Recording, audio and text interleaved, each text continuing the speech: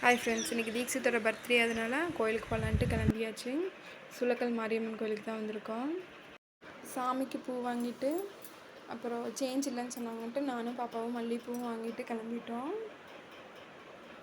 இப்போ கல்யாண நாள், பிறந்த நாள், இப்போ சித்திரை 1 அந்த மாதிரி விசேஷ நாள்கள்லாம் எங்களால் தூரமாக இருக்கிற கோயிலுக்கு போக முடியல. போவோம், இருந்தாலும் ஏதாவது வேலை இருக்குது போக முடியல அப்படின்னா பக்கத்தில் இருக்கிற கோயிலுக்கு போயிட்டு வந்தாலும் அப்படின்ட்டு போவோம்ல. அந்த மாதிரி எங்களுக்கு எப்போவுமே தோன்றுறது வந்து சூலக்கல் மாரியம்மன் கோயில் தான். அப்படி நாங்கள் நிறையா விசேஷ நாள்களுக்கு வந்து சூலக்கல் மாரியம்மன் கோயிலுக்கு தான் வந்திருக்கோம். தீக்ஷித்துனால மணி அடிக்க முடியல. அவங்க அப்பா செலினி மட்டும் தூக்கி அடிக்க வச்சார். அதனால அவன் அங்கேயே நின்றுட்டான், என்னை தூக்கலையேன்னு.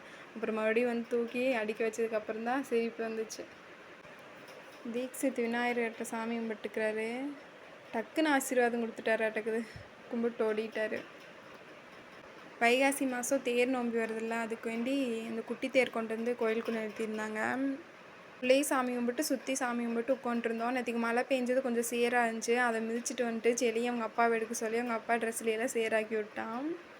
செலின்னு அவங்க அப்பாவும் ஃபோன் பார்த்துட்டு இருந்தாங்க. நாங்கள் 3 பேர் செல்ஃபி எடுத்துகிட்டு இருந்தோம். தீக்ஷித்தோட போஸ் வருங்க பாபா. உங்களுக்கும் கண்டிப்பாக நிறைய விசேஷ நாள்கள் நாங்கள் இந்த கோயிலுக்கு தான் போவோம்னு சொல்லிட்டு ஒரு கோயிலுக்கு, அது எந்த கோயில்னு கமெண்ட் பண்ணுங்கள். எங்களுக்கு விசேஷ நாள்களில் வேலை இருந்துச்சுன்னா சூலக்கல் மாரியம்மன் கோயிலுக்கு போயிட்டு வந்துடலாம் அப்படின்னு தான் தோணும். வீட்டுக்கு கிளம்பும்போது 2 புறா வந்துருச்சு. அதை பார்த்துட்டு வர வழியில் பார்த்துட்டு